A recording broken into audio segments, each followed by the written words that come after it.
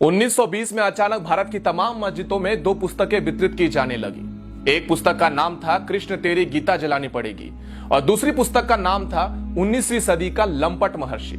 ये दोनों पुस्तकें अनाम थी, इसमें किसी लेखक या प्रकाशक का नाम तक नहीं था और इन दोनों पुस्तकों में भगवान श्री कृष्ण, हिंदू धर्म इत्यादि पर बेहद अश्लील, बेहद घिनौनी बातें लिखी गई थी।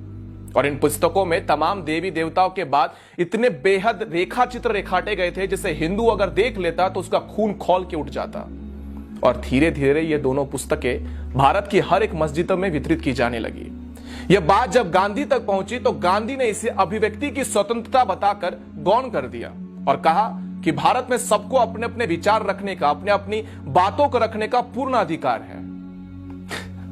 फिर एक दिन अचानक 1923 में लाहौर स्थित राजपाल प्रकाशक के मालिक महाशय राजपाल जी ने एक पुस्तक प्रकाशित की जिसका नाम था रंगीला रसूल। उस पुस्तक के लेखक का नाम गुप्त रखा गया था और लेखक की जगह लिखा गया था दूध का दूध और पानी का पानी।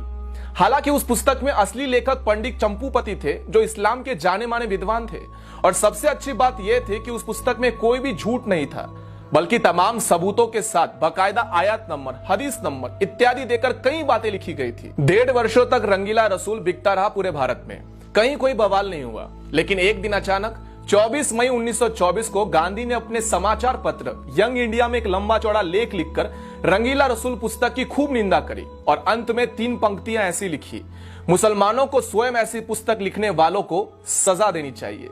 गांधी का यह लेख पढ़कर पूरे भारत के मुसलमान अचानक से भड़क गए और राजपाल प्रकाशक के मालिक महाशय राजपाल जी के ऊपर केवल 3 वर्षों में 5 बार हमले हुए। लेकिन गांधी ने एक बार भी हमले की निंदा नहीं की थी। मजे की बात यह है कि कुछ मुस्लिम विद्वानों ने उस पुस्तक रंगीला रसूल का मामला लाहौर उच्च न्यायालय यानी कि हाईकोर्ट में दायर किया। हाईकोर्ट ने 4 इस्लामिक विद्वानों को न्यायालय में खड़ा करके उनसे पूछा कि उस पुस्तक में ऐसी कौन सी पंक्ति है जो सही नहीं, आप स्वयं बता दीजिए। चारों इस्लामिक विद्वान इस बात पर पूरी तरह से सहमत थे कि इस पुस्तक में कोई गलत बात नहीं लिखी गई। फिर लाहौर उच्च न्यायालय ने महाशय राजपाल जी पर मुकदमा खारिज कर दिया और उन्हें बाइज्जत बरी कर दिया। फिर उसके बाद 30 अगस्त 1924 को गांधी ने यंग इंडिया समाचार पत्र में एक और भड़काने वाला लेख लिखा और इस लेख में उन्होंने इशारों में ऐसा लिखा था कि जब व्यक्ति को न्यायालय से न्याय नहीं मिले तब उसे अपने आप प्रयास करके न्याय ले लेना चाहिए। उसके बाद महाशय राजपाल जी के ऊपर 2 बार और हमले का प्रयास हुआ और अंत में 6 अप्रैल 1929 का हमला जानलेवा साबित हुआ जिसमें मोहम्मद इल्म दीन नामक एक युवक ने गदा से महाशय राजपाल जी के ऊपर कई बार वार किए जिनसे उनकी मौत हो गई थी। जिस दिन उनकी हत्या हुई उसके 4 दिन बाद गांधी लाहौर में थे, लेकिन गांधी महाशय राजपाल जी के घर पर शोक प्रकट करने नहीं गए और ना ही अपने किसी संपादकीय में महाशय राजपाल जी की हत्या की निंदा की।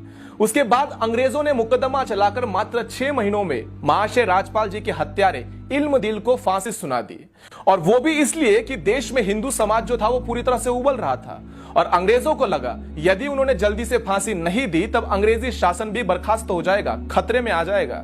उसके बाद 4 जून 1929 को गांधी ने अंग्रेज वाइसरॉय को चिट्ठी लिखकर महाशय राजपाल जी के हत्यारे की फांसी की सजा को माफ करने की अनुरोध किया था। और इसके अगले ही दिन अपने समाचार पत्र यंग इंडिया में एक लेख लिखते हुए जिसमें गांधी ने यह साबित करने का प्रयत्न किया था कि हत्यारा तो निर्दोष है, नादान है, क्योंकि उसे अपने मजहब का अपमान सहन नहीं हुआ और उसने गुस्से में आकर यह हत्या करने का निर्णय ले लिया।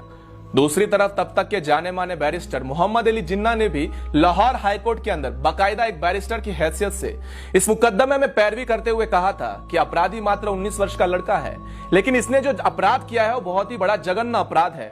इसके अपराध को कम नहीं समझा जा सकता, लेकिन इसकी आयु को देखते हुए इसकी फांसी को सजा को उम्र कैद में बदल देना चाहिए या फिर इसे काले पानी में जेल में भेज देना चाहिए। लेकिन अंग्रेजों ने 31 अक्टूबर 1929 को महाशय राज्यपाल जी के हत्यारे मोहम्मद इल्म दीन को लाहौर जेल में फांसी पर चढ़ा दिया था।